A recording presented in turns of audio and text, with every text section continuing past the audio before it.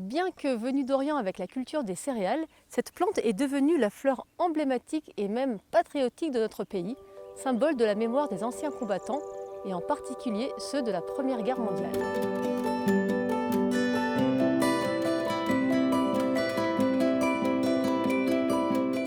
Il s'agit du bleuet, Cyanus segentum en latin. C'est une plante que l'on dit messicole car c'est une compagne des champs et des cultures.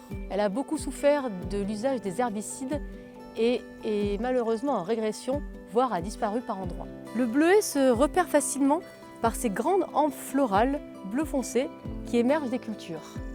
Elle est annuelle ou bisannuelle et dressée, ramifiée et peut atteindre jusqu'à 1 mètre de haut.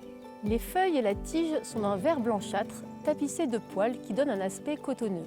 Les feuilles sont disposées de manière alterne, celles de la base ont un limbe divisé, alors que les feuilles des tiges supérieures sont entières, lancéolées et sessiles, c'est-à-dire sans pétiole visible. Les fleurs sont regroupées en capitules, entourées d'une collerette de bractées, typique de la famille des astéracées dont le bleuet fait partie, mais aussi la pâquerette et le pissenlit par exemple. Dans un capitule de bleuet, on trouve 2 types de fleurs.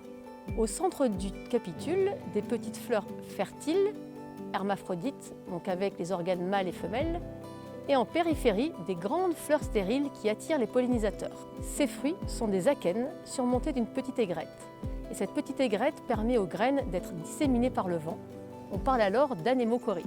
En grec, anémos signifie vent et chori signifie se mouvoir. En médecine, le bleuet est utilisé contre les troubles oculaires et les inflammations de la peau et des muqueuses.